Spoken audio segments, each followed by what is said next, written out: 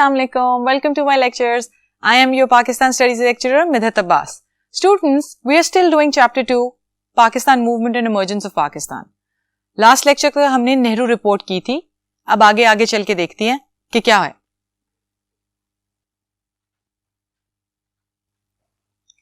Okay. याद है आपको हमने छोड़ा था नेहरू रिपोर्ट पे. क्या थी नेहरू रिपोर्ट? पॉज कीजिए वीडियो एंड फौरन अपने पास एक लाइन में लिखिए कि what was the basic outcome of the Nehru report.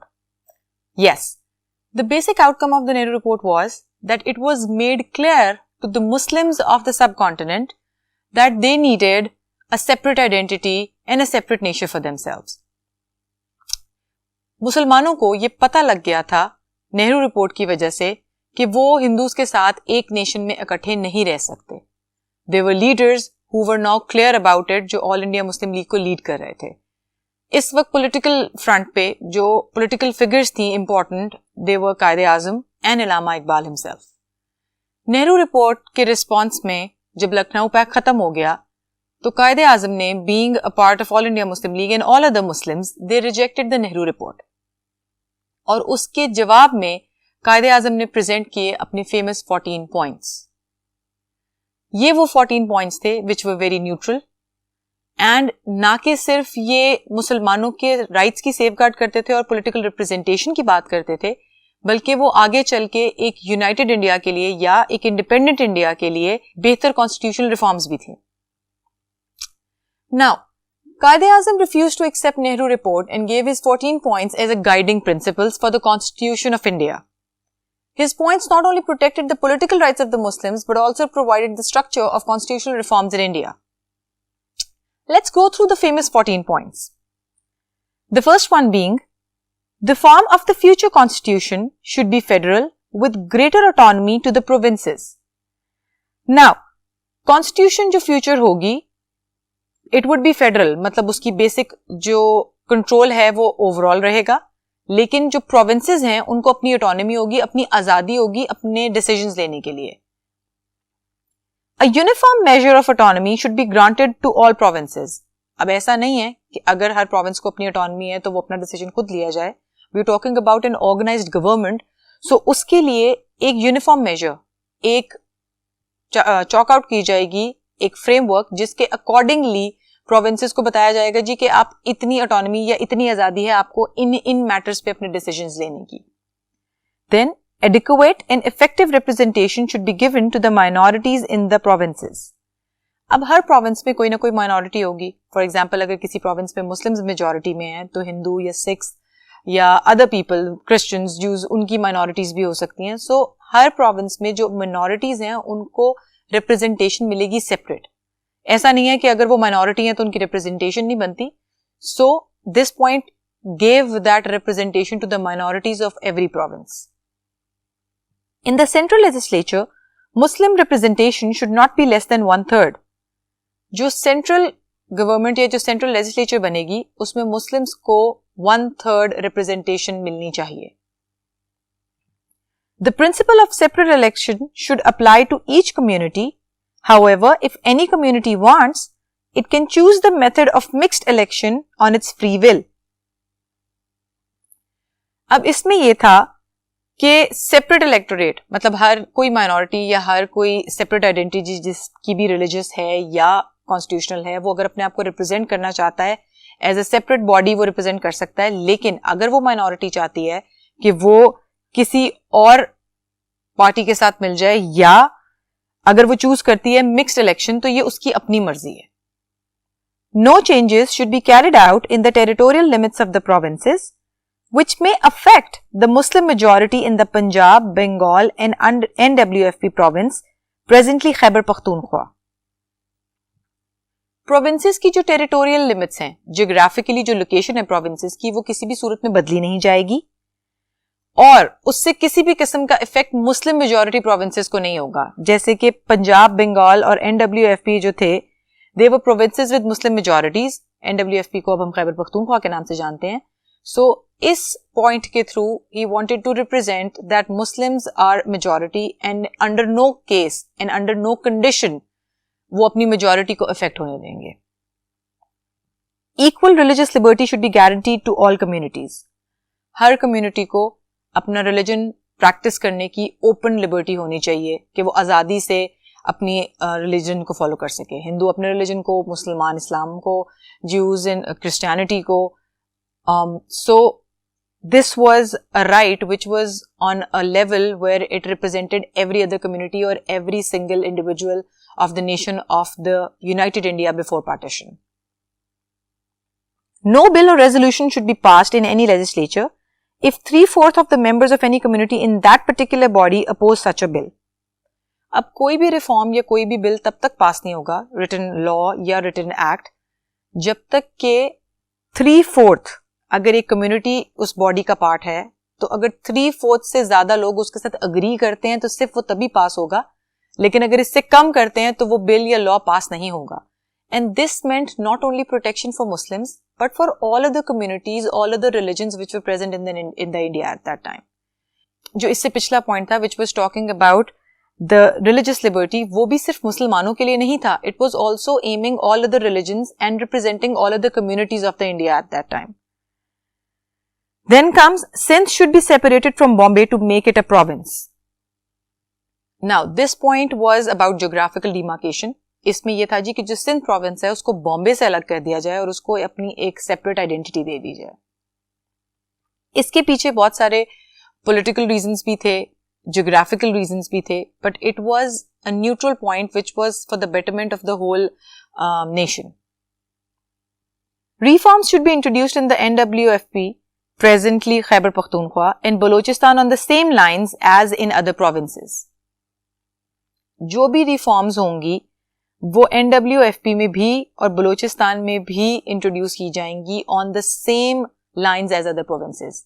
इसमें कोई डिमार्केशन या कोई ऊंच नीच नहीं की जाएगी, यूनिफॉर्मिटी होगी. जितने भी रिफॉर्म्स इंट्रोड्यूस होंगे सारे प्रोविंसेस में होंगे.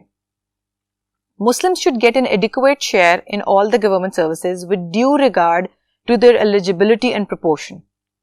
मुसलमानों को गवर्नमेंट की सीट्स में या गवर्नमेंट की जॉब्स में रिप्रेजेंटेशन मिलेगी based on their competency and their eligibility according to the proportion. ये नहीं होगा कि अगर मुसलमान ज़्यादा हैं तो उनको ज़्यादा सीट्स दे दी जाएंगी, सिर्फ अपनी कैपेबिलिटी पे दी जाएगी, या अगर कम है तो उनको कम देनी चाहिए. इक्वल रिप्रेजेंटेशन मिलेगी मुसलमानों को और कहीं भी उनके राइट्स को नज़रअंदाज नहीं किया जाएगा. Muslims should get adequate safeguards for the protection of their religion and culture. मुसलमानों को जो है वो एक प्रोटेक्शन मिलेगी रिलीजियसली भी और कल्चरली भी, कि मतलब वो आज़ादी से अपना कल्चर भी प्रैक्टिस कर सकें और अपना रिलीजन भी प्रैक्टिस कर सकें. Muslims should have at least 1/3 representation in all provincial and central ministries. मुसलमानों को प्रोविंशियल और सेंट्रल सारी मिनिस्ट्रीज में 1/3 रिप्रेजेंटेशन चाहिए. 1/3 हिस्सा उनको रिप्रेजेंटेशन का मिलना चाहिए प्रोविंशियल और सेंट्रल मिनिस्ट्रीज में. Last point, no changes should be made in the constitution without the concurrence of the provinces. Constitution जो है, जो भी यूनाइटेड इंडिया की होगी, उसमें कोई भी चेंज तब तक नहीं होगी जब तक सारे प्रोविंसेस उस पर एग्री नहीं करेंगे या जब तक अपना इनपुट उस पर नहीं दे देंगे. If you look carefully, if you observe carefully and if you try to understand, these 14 points were excellent for the reforms, for the constitutional reforms in the India. Why? क्योंकि ये ना सिर्फ मुसलमानों के राइट्स की सेफगार्ड की बात कर रहे थे, बल्कि एक प्रॉपर फ्रेमवर्क है for developing constitutional reforms in India और in the subcontinent at that time. और इस फ्रेमवर्क को जो है वो as a representation for the Muslims भी यूज किया जाएगा and as the constitutional reforms for pre-partition India भी यूज किया जाएगा. Now, this marked an effective step towards a separate homeland for Muslims. इस चीज को बैकअप किया 1930 में इलामा मोहम्मद इकबाल ने. इलामा Iqbal by this time was a prominent figure. He was a poet, he was a philosopher, he was a scholar.